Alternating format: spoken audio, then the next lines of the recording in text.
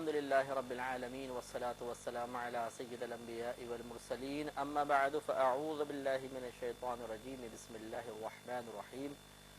الحمدللہ الفرقان پروگرام میں جیسے کہ ہم نے عرض کیا تھا کہ مختلف ٹاپکس پر کلام ہوگا، جن میں سے سب سے پہلے ہم نے عقائد کا انتخاب کیا تھا اور مختلف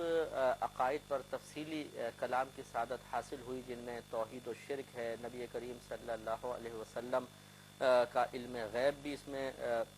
زیر بحث آیا، تعظیم رسول پر بھی کلام ہوا، جنت، دوزخ، جن اور فرشتوں کے بارے میں بھی ہم نے تفصیلی کلام کیا، اور اس آخر میں جو ہمارا پچھلا پروگرام جو ختم ہوا وہ جہنم کے احوال کے بارے میں تھا۔ چونکہ معجزات یہ انبیاء علیہم السلام کی طرف سے ظہور پذیر ہوتے ہیں، اور معجزہ کا معنی ہوتا ہے عاجز کر دینے والا۔ نبوت کا دعوی نبوت کرنے والا اللہ تبارک و تعالیٰ کی اجازت و حکم سے جو ایسا فعل دکھاتا ہے، ایسا کام دکھاتا ہے جو خلاف عادت ہوتا ہے اور عقول میں نہیں آتا، اسے معجزے سے تعبیر کرتے ہیں، اور ہمارا عقیدہ ہے کہ معجزہ حق ہے۔ اور یہ باب العقائد، کتاب العقائد میں جتنی بھی عقیدے کی کتابیں تقریباً سب میں لکھا ہوا ہے کہ نبی کے لیے طلب کے وقت جب کوئی طلب کرے کہ آپ معجزہ دکھائیں تو نبی پر لازم ہوتا ہے کہ وہ معجزہ دکھا دے۔ اور یہ نبی اور غیر نبی میں بہت بڑا فرق ہوتا ہے کہ نبی اپنے نبوت کے ثبوت کے لیے معجزہ دکھاتا ہے، اور پھر ایسا معجزہ ہوتا ہے کہ اس کے مثل عمل کرنا کسی کے بس کی بات نہیں ہوتی ہے۔ یہی وجہ ہے کہ جو شعبدہ بازی ہوتی ہے، جادو وغیرہ دکھاتے ہیں، یا مطلب وہ ہاتھ کی ٹرکس وغیرہ ہوتی ہیں، وہ بھی لوگوں کو حیران کر دیتے ہیں، لیکن وہ لوگ خود جانتے ہیں کہ ہم کسی ٹیکنیک کے ذریعے لوگوں کو پاگل بنا رہے ہیں، یا نظر بندی وغیرہ ہوتی ہے۔ ان کے سامنے جب نبی کا معجزہ پیش کیا جاتا ہے تو وہ تسلیم کر لیتے ہیں کہ یہ حقیقتاً وہ چیز نہیں جو ہمارے پاس ہے۔ جیسے موسیٰ علیہ السلام نے عصائے مبارکہ اپنا پھینکا تھا، تو جتنے بھی کفار جادوگر تھے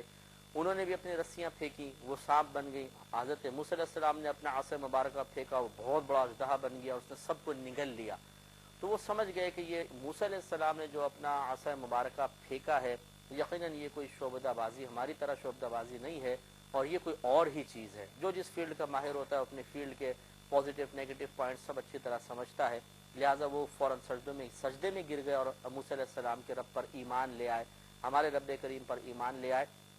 وجہ یہی تھی کہ انہیں پتہ چل گیا کہ ان کے پاس جو کچھ ہے وہ من جانب اللہ ہی ہے، وہ کسی اور کا ہماری طرح کوئی شعبدہ بازی نہیں ہے، کسی اور کا سکھایا ہوا نہیں ہے، کوئی ٹیکنیک نہیں ہے، بلکہ باقاعدہ اللہ تعالیٰ کی طرف سے ایک انعام ہے کہ ایسا عمل، ایسا کوئی فعل کا صدور ہو جانا، ایسے کسی معاملے کا صادر ہونا، ظاہر ہو جانا کہ جس کا مقابلہ کرنے سے لوگ عاجز آ جائیں، خلاف عقل معاملہ ہو، جس کو خارق عادت بھی کہتے ہیں، عادت کو پھاڑ دینے والا خلاف عادت کام ہو، تو وہ سمجھ گیا کہ یہ اللہ کی طرف سے اور یہ اللہ کے نبی ہیں۔ تو معجزہ جو ہوتا ہے نبی کی نبوت پر ایک بہت بڑی دلیل ہے۔ ہر نبی اپنے ساتھ یقیناً کوئی نہ کوئی معجزہ ضرور لے کر آتا ہے۔ نبی کریم صلی اللہ علیہ وسلم بے شمار معجزے لے کر آئے۔ اب جو ہم انشاءاللہ کچھ پروگرام کریں گے وہ معجزات نبی صلی اللہ علیہ وسلم کے بارے میں خصوصاً ہوں گے، دیگر انبیاء علیہ السلام کے معجزات کا بھی انشاءاللہ مختصر سا ہم تذکرہ کریں گے۔ پہلے بھی اس کا اجمالی بیان نبوت کے بیان میں ہو چکا ہے، لیکن ہم چاہتے ہیں کہ تفصیلی طور پر اس پر کلام کیا جائے تاکہ یہ عقیدہ بھی راسخ ہو جائے، یہ ہمارا نظریہ بھی مضبوط ہو جائے کہ ہر نبی کچھ نہ کچھ ضرور معجزات لے کر آتا ہے، اور سب سے زیادہ معجزات کا ظہور ہمارے نبی کریم صلی اللہ علیہ وسلم سے ہوا ہے۔ اور ان معجزات کو سننے کے بعد نبوت پر اعتقاد و اعتماد مزید آپ مضبوط ہوتا دیکھیں گے، اور پھر نبی کریم صلی اللہ علیہ وسلم کے فضائل و کمالات کی طرف بھی اشارہ ہوگا۔ تو انشاءاللہ اب ہم آپ کی خدمت میں کچھ معجزات کا تذکرہ کریں گے کچھ پروگرام میں، تاکہ یہ اس جہت سے بھی ہمارا عقیدہ مضبوط ہو، اور پھر انشاءاللہ ہم ولایت کے بارے میں اور کرامت کے بارے میں بھی کلام کریں گے، تاکہ یہ جو عموماً کتاب العقائد میں یا باب عقائد میں جو علماء نے ٹاپکس رکھے ہیں ہم ان تمام پہ تھوڑا تھوڑا کلام کرنے میں کامیاب ہو جائیں۔ اس کے بعد پھر ہم نیکسٹ پہ اور ٹاپک انشاءاللہ عقائد کے علاوہ منتخب کریں گے۔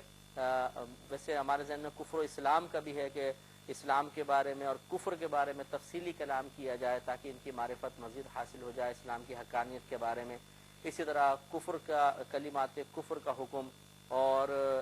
کن صورتوں میں انسان اتفاقی طور پہ کافر ہوتا ہے، کن صورتوں میں اختلافی طور پر کافر ہو جاتا ہے، کب مرتد کا حکم ہوگا، کب مرتد کا حکم نہیں ہوگا، اس پر بھی انشاءاللہ تفصیلی کلام کا ارادہ ہے، اور اگر اللہ تعالیٰ نے مہلت عطا فرمائی، اس کو منظور ہوا تو انشاءاللہ کلام کیا جائے گا۔ میں بہک سکوں یہ